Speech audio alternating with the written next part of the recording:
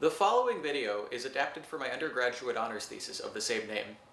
Any mistakes or omissions are entirely my own, as are my opinions on this matter, influenced, of course, by my own positionality. We'll come back to that in a little bit. Babalú Ayé, Orisha of disease, healing, and affliction. A figure of innumerable names and titles.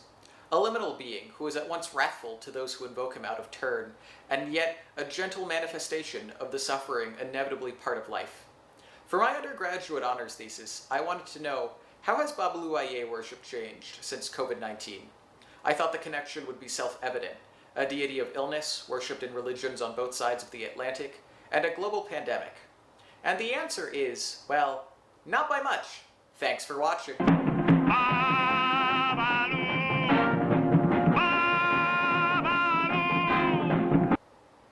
Okay, sorry. Let me qualify that a little bit more.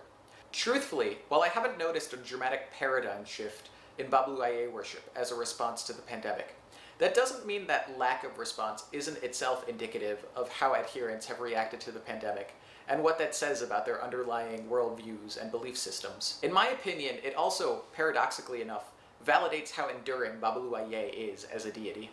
What I want to argue is that COVID-19 serves as another episode in a broader story. One of global histories, yes, but also of disease outbreaks, and the reactions of Afro-Atlantic religious communities to trauma of varying sorts. Let me start by summarizing Babalú Ayé more extensively. He is an Orisha, one of a class of spirits in several West African and Afro-Caribbean religions.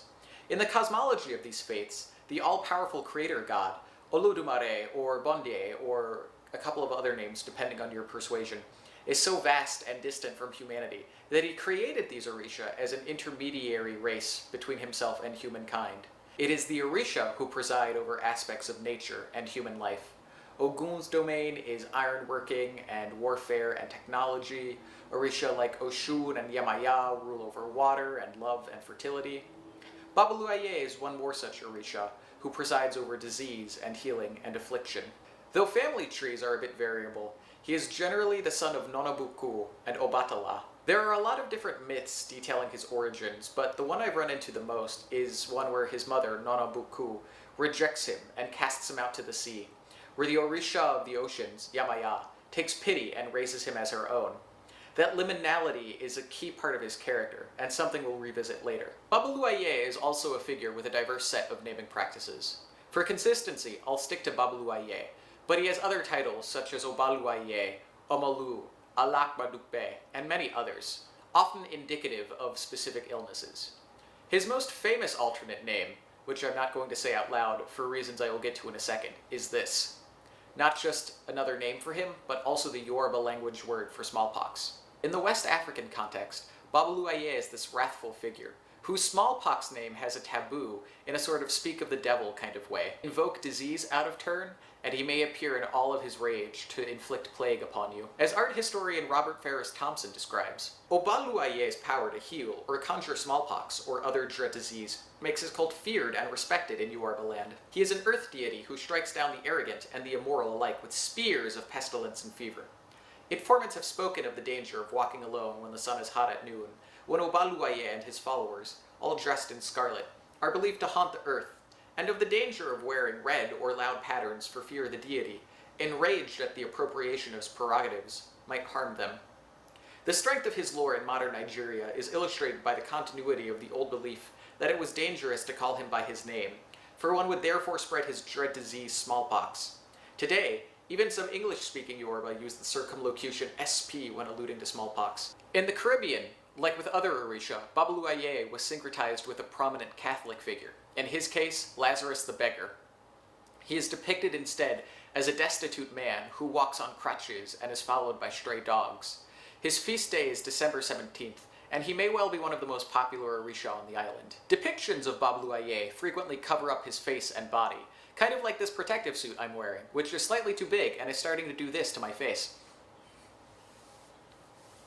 Oh shit, oh that was a mistake. In the United States, his most significant representations are probably the Desi Arnaz song bearing his name and the Supreme Court case. Heard in 1993, Church of Olukumi Babalú Ayé versus City of Hialeah was a dispute between the titular church and the Florida city in which they set up shop. Lukumi and other Afro-Atlantic religions practice animal sacrifice, and the Hialeah City Council passed an ordinance banning the practice. Not out of concern for animal welfare, mind you, but specifically to target the church. The case made its way all the way up to the Supreme Court, and while they did universally rule in favor of the church in the name of religious freedom, it speaks to the margins Afro-Atlantic religions continue to occupy. There are a couple of main forms Babalu Ayé worship takes. Like with other Orisha, altars are dedicated to him, replete with his favorite food and offerings. But there are also more intense permutations of his worship.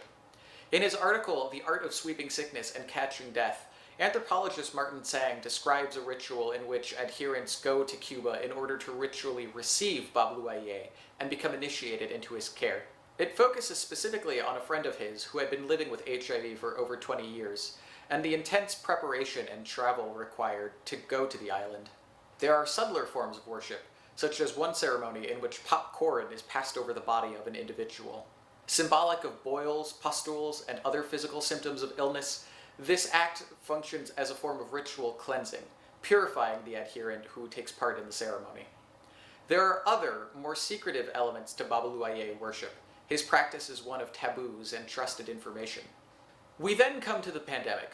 So how did that all affect Babalu Ayé and the Afro-Atlantic religions? Well, like I said at the top, not by much. Or at least, not in ways that notably implicated Babalu Ayé. I don't mean to suggest that he wasn't invoked at all. In Brazil, for instance, practitioners passed popped corn over streets, rather than individual persons. An interesting renegotiation of space and place. In Ghana, the hashtag Vodou for Corona trended, as practitioners of the indigenous Vodou religion, who worship an analog deity to Babalu Ayé, were advised to make offerings to the deity, yes, but also to follow public health guidelines like hand washing and social distancing, the whole 2 yards. As with a lot of other aspects of the world, worship and ritual experienced a digital turn, moving to online platforms. But, to be honest, that wasn't a radical shift on account of previous developments in the religion. Aisha Embelizo de Jesus writes about what she terms co-presencies, a concept she uses, well, for a lot of things, but also to describe how these religions exist in, between, and beyond bodies. The various spirits, ancestors, and Orisha that operate in transnational Santeria communities form a broad range of material, immaterial beings that are increasingly moving through diverse Santeria worlds. They are described as felt, se siente, on the body, and understood as presencies, las presencias, within electrifying circuits and spiritual networks. I use the term co-presencies to reference the complex multiplicity of racial, spiritual, embodied affectivity that the term las presencias indicates. Co-presencies are sensed through chills, shivers, premonitions, and possessions in and through different transnational Santeria bodies and spaces. They are active spiritual and religious subjectivities intimately tied to practitioners' forms of movement, travel, and sensual bodily registers. Dead African slaves, Yoruba diaspora Orisha, and other racialized entities form part in a reconfiguration of practitioners' body worlds. She later talks about Afro-Atlantic religious ceremony as it exists beyond immediate, in-person contexts. Simply put, these religions have been experimenting with alternate mediums like DVD and VCR and so forth, way before the pandemic. These faiths, which have always been somewhat liminal and outside of the mainstream, are no strangers to experimenting with alternate ways of religious practice. In fact, the use of this technology can serve to challenge established hierarchies within the religion, as newer converts make their own ways of worship and knowing, sometimes in conflict with older practitioners. I also want to take a moment to focus on the psychosomatic elements of co-presencies, things that mirror the physical symptoms associated with illness. The materiality and impact of Afro-Atlantic religious ceremony has always been of high importance. It's a very tactile and sensed practice. This extends to Babalu Ayé just as well. Once inside the curtained-off Igbodu, Babalu Ayé's priests take charge of the ceremonies. In the room, materials are undone, cloth is ripped, herbs are plucked and torn. Acts of rupture, breakage, and tearing occur symbolically and physically, so that osogbo, negativity, and physical, emotional, and spiritual malaise are weakened and removed. Later, the room is prepared for the awan, a ceremony in which foodstuffs are used to remove osogbo, especially sickness, from the body of the assembled, by moving handfuls of ingredients over the entire body. Everyone is cleansed by officiating priests holding the sacred palm-ribbed broom of Babalu Ayé, who uses the tool to sweep away sickness from the body. Moreover, Note how these practices mirror the physical symptoms of being sick, attempts by the body to expel illness. In folkloristics, there's this concept called the experiential source hypothesis, which serves to explain how people might believe in the supernatural. Simply put, it's not just a culturally mediated force, but oftentimes the events people experience. In the case of Babalú Ayé, who is conceptualized as not just the Orisha of illness, but illness itself manifested, I think the hypothesis takes on a new layer. In many formulations of it, including the classical model, which uses sleep paralysis, the experience is some kind of event external to the person, which is later interpreted as supernatural. In sickness, which has a very medicalized and scientific component to its effect, I don't see a contradiction between that aspect and of practitioners' belief in Babalú Ayé existing and working in the world, both as he inflicts and remedies plague. I've also been in touch with interlocutors who could speak to their own situations based on their own fieldwork or connections with source communities. You can imagine how it's difficult to do fieldwork immediately after a pandemic, especially as someone who went to college in South Indiana, where there's not really a contingent of Afro-Atlantic religious adherents as there might be in New Orleans, or Florida, or South California, or New York, or a bunch of other places. Todd Ramon Ochoa is an anthropologist whose fieldwork concerns the remote northern Cuban city Sierra Morena. His ethnography, A Party for Lazarus, is a multi-year endeavor that traces one family central to ritual life in the city. It especially focuses on the matriarch, Isidra, who organizes the annual Bembé for San Lazaro Babalú Ayé on December 17th, as she deals with the politics of governments, Orisha, and her own extended family. I had the opportunity to speak with Professor Ochoa about life since the pandemic. Though he hasn't returned to Sierra Morena, what he indicated was that in speaking with Isidra since 2020, she still continued organizing the Bembé. In fact, her logistical worries were much the same relative to the pre-pandemic years. Stuff like the appropriate animals to sacrifice for the Orisha, and a truck to move stuff around rather than masks or hand sanitizer. Interestingly, Isidra, now a woman in her 80s, is otherwise very pragmatic about her health. She has expressed her worries about coming down with COVID, and when going about her life elsewhere, such as when she travels in Havana, she still, presently, masks. What that suggests to me is a really interesting division between the sacred and the mundane in Isidra's life. The worship space for Babalú Ayé remains unaffected, even as COVID visibly impacts everything else. I also spoke with Martin Sang, who told me a story that mirrored a lot of other aspects of society. Everything got shut down through 2020 and 2021, and Bembés were cancelled. Recently they've been brought back, but smaller, more intimate, with a group of closer friends, following the necessary COVID precautions. He also posited that ritual behavior continued through the pandemic, such as those traveling to Cuba to ritually receive Babalú Ayé, but it was the kind of thing people kept quiet about due to the stigma associated with travel during this time. Again, we see the separation between Babalú Ayé worship and other aspects of society, such as the need to quarantine during an outbreak. Finally, I want to come back to the naming conventions. Neither I nor any of my interlocutors noted any new naming practices evocative of COVID for Babalú Ayé that popped up during this time. But why might that be? COVID-19 is not the only novel illness that has swept through the world. The most recent before it would probably have to be the HIV/AIDS epidemic. Odoya, Life with AIDS, is a documentary by Tania Cipriano, which focuses on candomblé practitioners in the Bahia region of Brazil, dealing with the HIV/AIDS outbreak. With AIDS impacting some of the most socioeconomically marginalized people in the country, Odoya points out the lackluster response by the Brazilian government, publishing a series of ads likening AIDS protection to air travel and contraceptives to seatbelt use. The documentary presciently notes that for communities most impacted by AIDS, the kind of people who might never go to the next town over, let alone fly on the plane, this response is tone-deaf and lacking. Faced with a government that was ignorant to their concerns at best, and actively hostile to their religious life at worst, candomblé practitioners produced the titular Odoya, a series of informal publications that couched HIV/AIDS in the context of the religions they practiced and their lived realities. What's interesting about the documentary is how relatively little Babalú Ayé figures into it. I kept count. It's about an hour long, and he shows up for 2 minutes. And in those 2 minutes, the focus is more on one of the stories I mentioned earlier, his rejection by his mother. Nana had 3 sons. The eldest, Babalú Ayé, was born deformed and ghastly looking, his body covered with open sores. Gazing down at the hideous child, Nana became terrified of him, and so she cast his fate to the waters. Yemanja, the mother of the world, took pity on the poor child and decided to raise him herself. She took care of him, treated his sores, and Babalu-Aye grew. Under the care of Yemanja, Babalu-Aye became the great Orisha, master of sickness and all major plagues. Having overcome all diseases, Babalu-Aye also became the master of life and death. When epidemics strike, offerings are made to Babalu-Aye in hope that he can stop them. And the face of Babalu-Aye is at times horrifying, and at other times beautiful, so beautiful that you can't look at it. There are legends that say he covers himself because people wouldn't have the strength to see the light vibration that exists in him. In Africa, they used to say the sun is covered by straw. There are moments in which he dresses with such richness and power that we cannot understand it. For this reason, he covers himself up. But this makes sense once you realize a couple of things. Candomblé is a historically marginalized religion.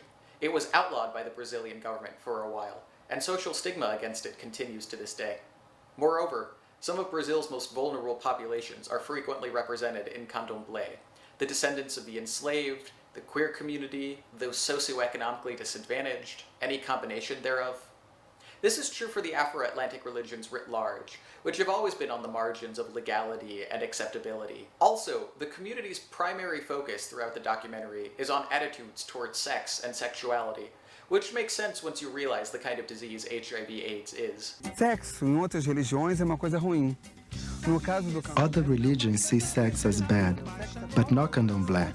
Sex is life, a source of axé, because all bodily fluids, sweat, saliva, semen, vaginal secretions, all of those have axé, the power of life. So this is a good thing. Sex is a beautiful thing. We don't keep anybody from having sex, just as we don't keep anybody from sweating. Não se impede ninguém de suar. Mas nós sabemos que uma das formas de transmissão. But we know that one of the means of transmissions of the AIDS virus is through sexual contact. And that's why we thought that Candomblé too had to be aware about prevention. Também que o Candomblé tinha que começar a se cuidar. Like with COVID, the community response is not through the framework of Babalu-Aye worship. But change is present throughout the documentary. There is the production and distribution of the titular Odoya, as well as other practices like ritual scarring and shaving, which was previously done with a communal razor. With the advent of a blood-borne illness, obviously things had to change. I would argue a similar case is at play with smallpox, the disease with which Babalu-Aye is most intimately associated, and the source of his most taboo name. We've eradicated smallpox from the world, outside of small samples kept in labs for testing and the like. But this hasn't worked to diminish his relevancy or the taboo nature of that alternate name. I think COVID is a case in the opposite direction, where, in spite of this global pandemic, it has not increased his relevancy per se. Babalu-Aye represents illness, and that can be any illness. We move from episode to episode, illness to illness. Martin Sang expressed a similar sentiment when I spoke with him. Well, it's definitely another chapter within the longer history of Babalu-Aye worship, connected to all sorts of communicable diseases, including HIV, which is still ongoing. So I would suggest the future of Babalu-Aye worship would continue to fold in other forms and worries and tensions and anxieties about future outbreaks and epidemics and pandemics. I don't know if there will be like practical or additional practices and names. That's a really fascinating thing to think about. It's just so hard to say. I would just say that this episode and future ones, heaven forbid if there are in our lifetime, will be treated as within a longer timeline of Babalu-Aye worship that isn't as isolated, or isn't as, I don't know. It's a good question. I'd have to think about it more. Because if we think about the thing before COVID, it's HIV in relation to Babalu-Aye worship. And that's still going. That work is still going. So I don't think anything new has come about because of COVID in Babalu-Aye worship. But that's a really interesting thing to think through and to see. In short, maybe it's not something that's fully evident in this moment. Babalu-Aye is a liminal figure within the Afro-Atlantic religions. But then, the Afro-Atlantic religions are liminal themselves. They have a long history of legal repression. This is true for them in general, but there have been instances where Babalu-Aye worship specifically has been targeted. I spoke about the Supreme Court case earlier, but in colonial Nigeria, Babalu Ayé worship was outlawed, with authorities alleging that his adherents were deliberately spreading illness. Both the veracity of these accusations and the effectiveness of these bans were questionable at best, but it speaks to the broader margins Babalu Ayé occupies. At the same time, these religions are very humanistic. There's a focus on the here and now. This was a point Todd Ramon Ochoa emphasized when I spoke with him. As a kind of contemporary history, I would say that, again, other pandemics are instructive. Dengue, or HIV. By the time I get to Cuba in the late 90s, HIV is no longer a panic. I've never seen San Lazaro Babalu Ayé in person, like, treat a person who's sick with HIV, attempt to heal HIV. Which is not to say that wasn't happening, I just couldn't see it. I didn't know what the person was afflicted with. Again, interesting question is to what degree this could be a question you could broaden to the other Orisha. Other Orishas deal with abstract struggles, right? Like, for example, you would approach Ochun, perhaps, for relationship strife, or maybe a spouse who's cheating. You might approach Ochun or Yemaya to help with a marriage. And that would be really concrete, right? Like, I'm having problems with my relationship, can you help? And that would be a direct address. It would be interesting to hear of these Orisha and feasts, if there are healers who actually ask the Orishas to address, like, divorce rates in Cuba. I mean, that would be more of this more population scale rather than individual scale. And maybe that's not a sensitive analogy, but it's a similar attempt to deal with this question of individual affliction versus abstract, more population-level affliction. It's the kind of thing I can imagine, like, as the revolution softens its stance toward African-inspired praise. This is a complete hypothetical, but I could imagine a national leader asking an Orisha or someone who's mediating for an Orisha to address a national affliction.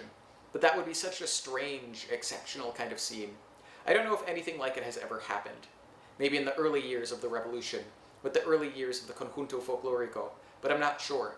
I'm just trying to get my head around a situation where an Orisha might or could be asked to go meta. Not only that, he also argued it might be baked into the theology of these religions themselves. There's a theological question to be had there as well, right? It's not outside the question that people who are monotheistically oriented to, like, ask their divinity, whoever that might be, to save the world, or save humanity, or heal us all. Orisha are embodied. Orisha are incarnate. It's true they exist conceptually, and we'll speak to them in their absence, but the goal, at least in Cuba and African-inspired praise in Cuba, is to get the Orisha in the room with you, on a steed who knows the Orisha, and who can bring the Orisha righteously, personally, intimately, to help you in your situation.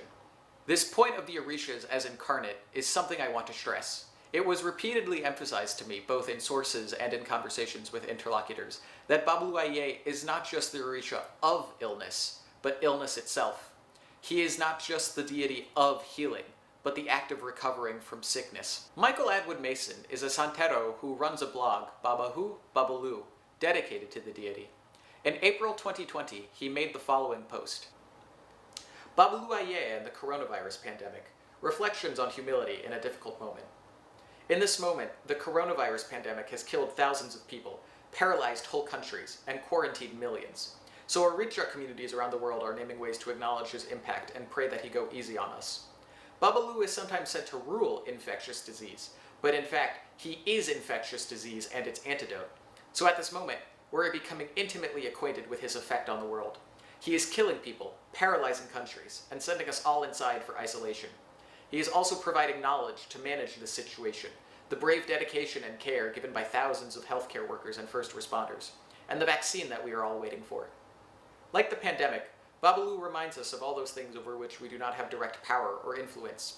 He reminds us that we are not fully in charge of our destinies. Key to coping with this realization is humility, an attitude that pervades the worship of Babalu. While we greet other riches standing up, we always prostrate ourselves when speaking to Babalu. We kneel, place our foreheads on the ground before him, and clap our hands against the earth. The devout do in a weekly ceremony to tend him. Orisha communities bow down before him in the Awan each year at this feast in December, and pilgrims crawl or drag themselves in a procession in his honor each year. He also stresses Babalu Ayé as incarnate of the inevitability of suffering. We'll all get sick, be it with COVID, HIV, dengue, smallpox, or even just the yearly flu strain. Beyond illness, he is also just suffering, something that is part of life. Another point about Babalu Ayé I want to circle back to are the taboos and secrecy associated with his practice. In approaching this research with an outsider perspective, there might be information I have no right or permission to access, and that makes perfect sense. How many times in disciplines like anthropology and folklore has sacred, taboo information been extracted from the source communities, even when that information is supposed to be trusted with a privileged few? And that brings me to my final point. I think it's necessary for me to acknowledge my positionality, especially as it influenced the question I asked and my reaction to the information I received, particularly at first. Disciplines like anthropology and folklore stress being reflexive and acknowledging one's own positionality, and I think this is a fantastic opportunity to do so. As I've made continuous reference to throughout this video, the Afro-Atlantic religions in which Babalu Ayé is worshipped are and have been socially stigmatized and legislated against. They are practiced by some of society's most vulnerable populations, often as a source of community and, in many cases, even survival. I don't belong to any of these groups. My vantage to Afro-Atlantic religions is one of academic interest, born out of nascent anthropological inquiry when I was a high schooler in New Orleans studying Vodou practitioners. In moving into this topic, I ended up asking a very presuppositional question: how, rather than yes or no. The COVID-19 pandemic was a world-shaking event that will continue to have massive repercussions at all levels of society, including the Afro-Atlantic religions. Maybe time will tell how worship has changed, or how Babalu Ayé figures into it all. Thank you for watching.